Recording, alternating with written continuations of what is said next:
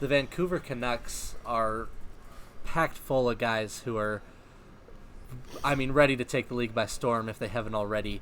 You've got Elias Pettersson and Quinn Hughes as the absolutely massive names, but you've also got Bo Horvat, Brock Besser. You've got the slightly older presence from JT Miller and Tyler Toffoli. I like a lot of what Vancouver's got going on, especially in their top six. Zach, what are your initial impressions of Vancouver? I like them a lot. They have strong goaltending as well, which I think we'll touch on later. Definitely. Markstrom's an There's a couple contracts on this team that I do not like, but they're far in between, like Louis Eriksson, obviously an awful contract. Yeah. And, players that I really like, Bo Horvat, he reminds me of maybe a lesser Landeskog. I think Bo has another step to take to become that veteran leader, that kind of like a Landeskog player. But yeah, the young stars on this team are unreal, and bringing that veteran support really bolsters their lineup. Yeah. Karim, what do you think of Vancouver? Nah, dude, I like them a lot. I mean, other than the Avs, I think they're my favorite team to watch in the West. So I would agree with that. I mean, you got like star power, you got just consistent team play. Yeah. I've said this a few times now to these guys. I think Elias Pettersson might be my favorite player in the NHL to watch. His hockey IQ mixed with his skill for being such a, small and kind of slim type of guy is absolutely insane. And he plays pretty responsible on his own side of the ice too. I mean, he kind of reminds me of a Datsuk, and I think could be like a Selke contender down the line, and then obviously a Hart contender. Like, I think it's going to be 2 or 3 years before Pettersson inserts himself into the Hart conversation on a consistent basis. But then you guys touched on it. They do have a lot of other guys. I really like JT Miller. He was a guy that I was kind of hoping the Avs would take a look at. Yeah. Insane year this year. 72 points in 69 games was kind of not out of nowhere for him, but quite a breakout for a guy of his age. Yeah. Then you have Hughes, who's going to be like a Norris contender with Makar and Dahlin and Heiskanen and all these guys that are coming up. The young defensive talent in the NHL right now is pretty freaking fun to watch. And Marshall and I were talking about this last night. The 2021 class might have 4 top 10 picks on defense. So it's just the defensive talent is just keeping on the rise.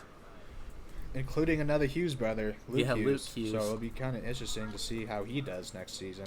He had a pretty solid year at the NTDP this season. It's going to be fun to watch the Hughes brothers. After this year, when Hughes is not competing with Makar, I told Billy this. These Hughes brothers are going to be one of my favorite guys to watch just because they're American bloodline, and all 3 of them can be pretty freaking solid stars in the NHL. Yeah. And I'm definitely not giving up hope on Jack yet. Right. No, I'm getting off on a little bit of a tangent there. But then, another guy is Toffoli came in, got hurt, but has been a really solid pickup for them. Point per game in Vancouver. 10 points in 10 games.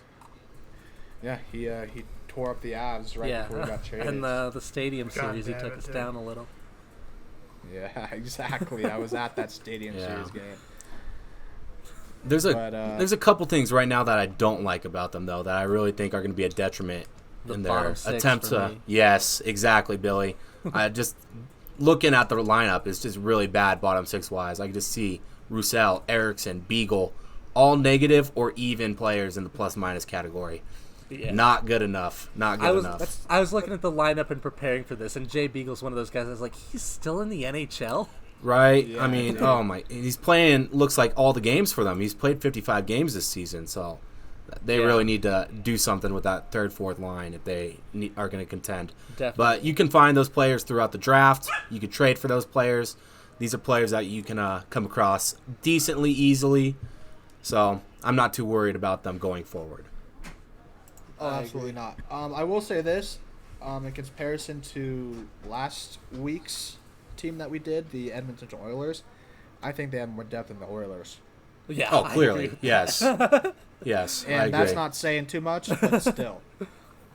Yeah. And they have the goaltending, like Markstrom. I know we were waiting to kind of touch on it. Mm-hmm. Yeah, let's talk about Markstrom. Markstrom. Markstrom, a guy, honestly, a Vezina candidate this year. He was incredible.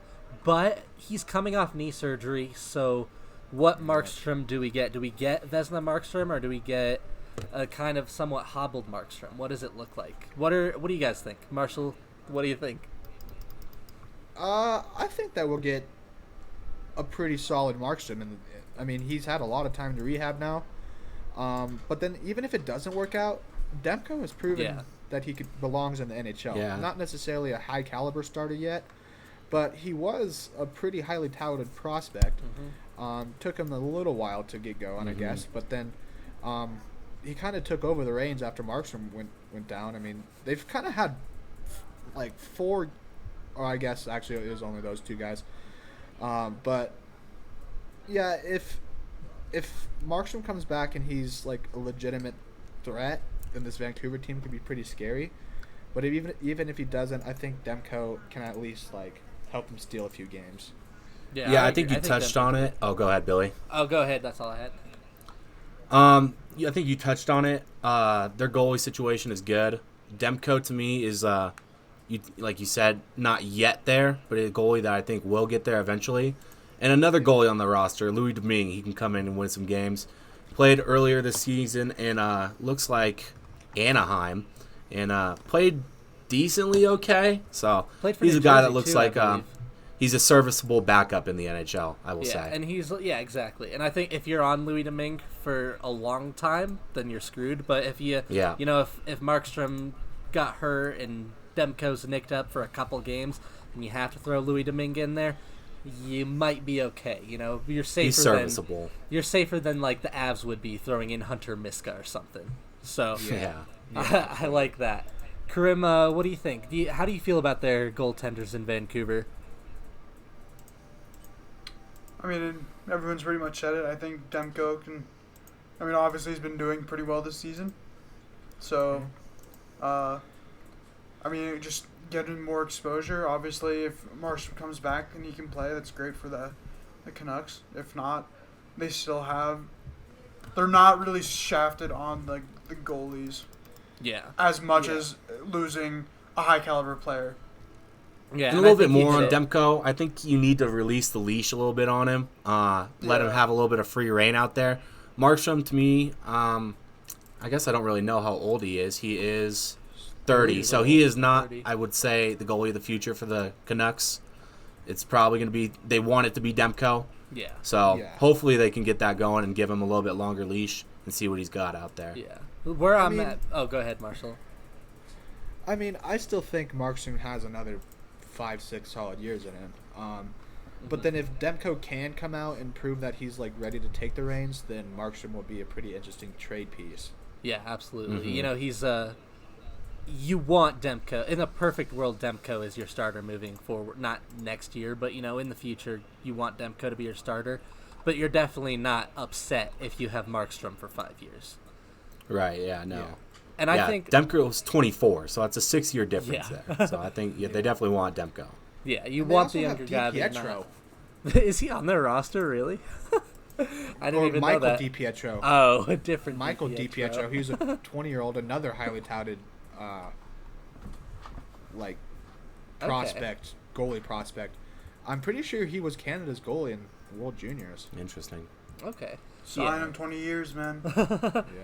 So for me, basically, Markstrom's knee question would be a much bigger question for me if they didn't have Demko, because I'm kind of at the point where, either they're getting elite goaltending out of Markstrom or they're going to be getting solid goaltending out of Demko. So I don't think it's a huge deal. I think that they're looking better than most teams in goaltender at the goaltender position regardless. Let's get into our verdicts here. Actually, no. Before we get into the verdicts, I want to talk Calder race. I want to see where everyone's at. Hughes and Makar, we might be a little biased. You might have noticed that we're all Avs fans. The difference to me is that watch Makar play, and the eye test is just off the charts.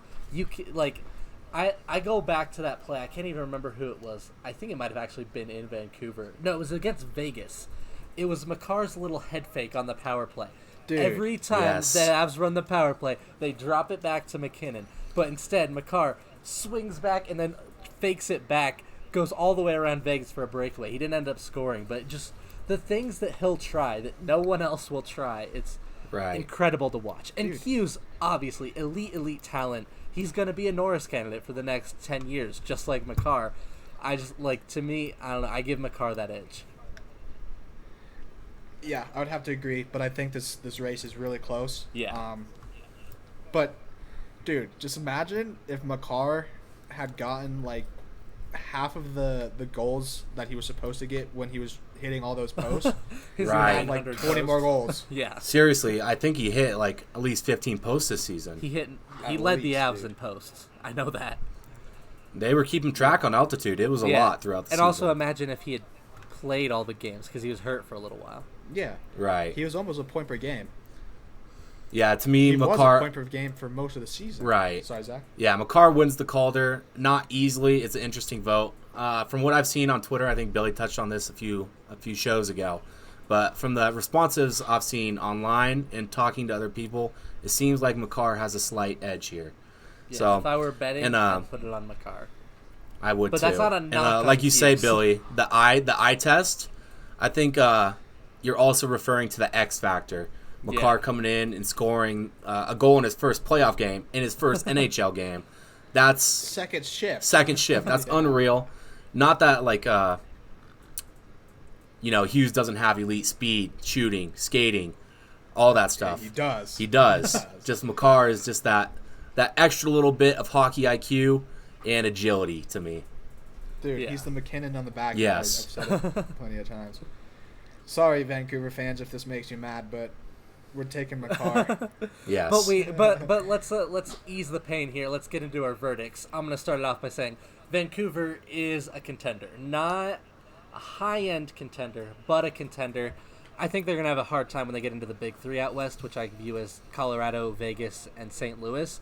But I think they can easily get through I don't know about easily, but I think they could get through the rest, and it only takes, one big upset. So I think that they are a contender, not a high-end contender, but I think they're a contender. I would agree. I think that they're a contender. Like you said, not a high-end contender. But I do like their roster a lot more than Edmonton's. They're definitely not up there with the Avs or the Blues or the Knights. But it would not surprise me if you could see Vancouver going on a little bit of a run here, knocking out one of those three teams, especially if Markstrom can heat up. Yeah. I mean, this team has a bunch of talent, and Pettersson is just only getting better by the day. Definitely. Right. And another thing, Besser might be coming back, right? It sounds like he will be back. Interesting. Yeah, so. Yeah, I got to go probably pretender on these guys, just because their okay. bottom six is so abysmal. That's and their deep. bottom three defense or their bottom pairing defenseman is not too hot either. Not that you're really relying on those people to win, but the bottom six forwards, you kind of are relying on them to play their part. And this team just does not have that depth. So I'm going to have to go pretender on these guys. Yeah, I think that's fair. All right, Karim, where are you at? I think they can contend just based off of, just this whole NHL situation, I think benefits Vancouver. Yeah. Just because now they're not gonna really rely on placement, and one upset earlier on kind of will help Vancouver down the line. So, right. Adding on to that, I feel like this is a team that can win the play-in and then win one round. Without that bottom six, it's really, really hard for me to see you guys winning a second round, let alone a conference championship. So